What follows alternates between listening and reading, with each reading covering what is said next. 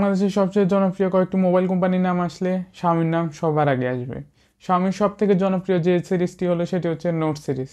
আজকে আমাদের হাতে আছে শাওমি রেডমি নোট 13 প্রো মোবাইলটা। আগের বছরের লঞ্চ হওয়া মোবাইলটা এই বছরে এসে কীরকম পারফরমেন্স দিতেছে আমাদেরকে, তো চলেন সেটা দেখে আসি। প্রথম কথা বলবো মোবাইলটার বিল্ড এবং ডিজাইন নিয়ে। মোবাইলটা মোট 6 কালার ভেরিয়েন্টে লঞ্চ হয়েছে। কী কী কালার সেগুলো আপনারা স্ক্রিনে আশা করে দেখতে পাচ্তেছেন। মোবাইলটির ব্যাগে ব্যবহার করা হয়েছে গ্লাস এবং ফ্রেমে ব্যবহার করা হয়েছে প্লাস্টিক ফ্রেম, যার কারণে হাতে ধরতে পারে প্রিমিয়াম একটা ফিল পাওয়া যায়, দামি দামি মোবাইলের ফিল আসে।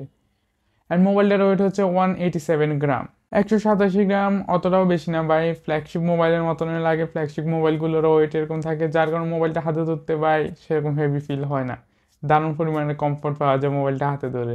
মোবাইলটিতে ব্যবহার করেছে IP54 এর ডাস্ট রেজিস্ট্রেশন, কোনো ওয়াটার রেজিস্ট্রেশন নেই, তবে ওয়াটার রেজিস্ট্রেশন দিলে আরও একটু ভালো হতে পারতো। একদম নিচে রয়েছে USB Type-C চার্জিং পোর্ট, তার সাথে রয়েছে স্পিকার এবং সিম কাট আউট, যেখানে আপনারা ডুয়েল হাইব্রিড সিম ব্যবহার করতে পারবেন। একদম উপরে রয়েছে 3.5mm জ্যাক, যেটা ভাই বর্তমান সময়ে সে সবগুলো মোবাইলে পাওয়া যায় না, বাট এই মোবাইলে রয়েছে। অ্যান্ড যারা কিনতেছেন ভাই ভাগ্যের ব্যাপার। মোবাইলটিতে ব্যবহার করেছে 5100 mAh এর একটি বিগ ব্যাটারি, যেটাকে চার্জিং করতে মোবাইলটাতে ব্যবহার করেছে 67 ওয়াটের super fast charger. And company claim করে যে 0 থেকে 100% চার্জ হতে 44 মিনিট সময় লাগে। তো এখন কথা বলবো শাওমি রেডমি নোট 13 প্রো মোবাইলটার কানেক্টিভিটি নিয়ে। মোবাইলটাতে ব্যবহার করেছে ওয়াইফাই 5 এবং ব্লুটুথ 5.2। এখানে আরও একটু ভালো ব্যবহার করা যেতে পারতো, লাইক ওয়াইফাই 7 দিতে পারতো বা 6 দিতে পারতো এই বাজেটে, বাট দেয় নাই, তো ভাই কিছু করার নেই। মোবাইলটা যখন লঞ্চ হয়েছিল তখন আপনারা out of the box Android 13 পেয়ে যেতেন, বাট বর্তমান সময়ে এসে আপনারা অ্যান্ড্রয়েড 14 আপডেটটা পেয়ে গেছেন। ইউআই হিসেবে রয়েছে শাওমি নিজস্ব ইউআই HyperOS। মোবাইলটি 5-6 ভেরিয়েন্টে লঞ্চ হয়েছে, 8/128, 8/256, 12/256, বাট এটাতে স্টোরেজ হিসেবে ব্যবহার করেছে UFS 2.2। আমার মতে এখানে আর একটু ভালো স্টোরেজ ব্যবহার করে যেতে পারতো, লাইক UFS 3.0। অ্যান্ড র্যাম হিসেবে ব্যবহার করা হয়েছে LPDDR4X র্যাম। অ্যান্ড আগের বছরে লঞ্চ হওয়া মোবাইলে LPDDR4X র্যাম এই বাজেটে ঠিকঠাকই ছিল, বাট বর্তমান সময়ে এসে LPDDR4X র্যাম একটু অতিরিক্ত স্লো মনে হইতেছে। অ্যান্ড UFS 2.2 স্টোরেজও দারুণ স্লো মনে হইতেছে এই বাজেটে। আপনারা যদি দেখেন তাদের আরেকটি মোবাইল অর্থাৎ পোকো X6 Pro 5G মোবাইলটাতে বাই UFS 4.0 স্টোরেজ এবং LPDDR5X র্যাম রয়েছে। তো যারা গেমিংয়ের জন্য নেবেন তারা এটা নিয়ে না, এটা ক্যাজুয়াল ইউজের জন্য। আমি প্রথমে বলে দিয়েছি ভাই এটা ক্যাজুয়াল ইউজের জন্য, আর যারা গেমিংয়ের জন্য নিতে চাইতেছেন তারা ভাই ওদের পোকো সিরিজের মোবাইলগুলো নিয়ে। মোবাইলটা সবথেকে সুন্দর যদি একটা পার্ট করতেন সেটা হচ্ছে মোবাইলটার ডিসপ্লে। মোবাইলটাতে ব্যবহার করেছে 6.6 ইঞ্চির 120 হার্জের একটি অ্যামোলেড ডিসপ্লে। মোবাইলটার পিক ব্রাইটনেস হচ্ছে 1800 নিটস। ডে লাইটে বাই কোনো সমস্যা নেই, বাইরে যদি সূর্যের ডিরেক্ট সানলাইটও ব্যবহার করার কোনো সমস্যা নেই, দারুণ ভিজিবল ছিল মোবাইলটা। মোবাইলের ডিসপ্লেতে রয়েছে ডলবি ভিশন সাপোর্ট, বাট কোনো HDR10+ সাপোর্ট নেই। আমার মতে ডলবি ভিশন সাপোর্ট যেহেতু দিয়েছিল তাহলে HDR10+ সাপোর্টও দিতে পারতো, এখানে ভাই কেন দেয় নাই সেটা আমার মাথায় ধরলো না ভাই। ডলবি ভিশন দিয়েছেন, HDR10+ সাপোর্ট দিয়ে দিলে কি হতো আর। মোবাইলের ডিসপ্লে প্রোটেকশন হিসেবে ব্যবহার করেছে কর্নিং গরিলা গ্লাস ভেক্টাস। এখন কথা বলি মেইন ডিসপ্লে নিয়ে। ভাই মোবাইলটার ডিসপ্লে চিন অ্যান্ড বেজেল দেখলে ভাই আপনি আসলে অবাক হবেন, তার কারণ হচ্ছে আগের বছরে লঞ্চ হয় এই বাজেটে বেস্ট মোবাইল ছিল, অনেক সেল হয়েছে মোবাইলটা। সো মোবাইলটার ডিসপ্লের যে চিন এবং বেজেলগুলো ঠিকঠাকই রেখেছে, একদম বড়ও না একদম ছোটও না।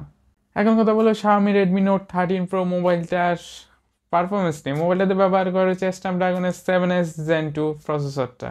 মোবাইলটা যখন আন্তত চেক করেছি তখন আন্তত রেকর্ড করেছে তারা 5 লাখ, অর্থাৎ মোবাইলটার আন্তত স্কোরে হচ্ছে 5 লাখ প্লাস। গিগব্যান্ডে সিঙ্গেল করে পারফরমেন্স করেছে 1024 এবং মাল্টি করে পারফরমেন্স করেছে 2893। খাতা কলমে তো পারফরমেন্স দেখলাম একটু লো বাজেটের মনে হইতেছে, বাট চলেন না একটু গেম টেস্ট করে ফেলি, তাহলে তো বুঝবো আমরা হাতে কলমে মোবাইলটা কীরকম। সো মোবাইলটা PUBG-তে 60 FPS আনলক করে দেয়, তো যারা ক্যাজুয়াল গেমিং করেন তাদের জন্য ঠিক আছে।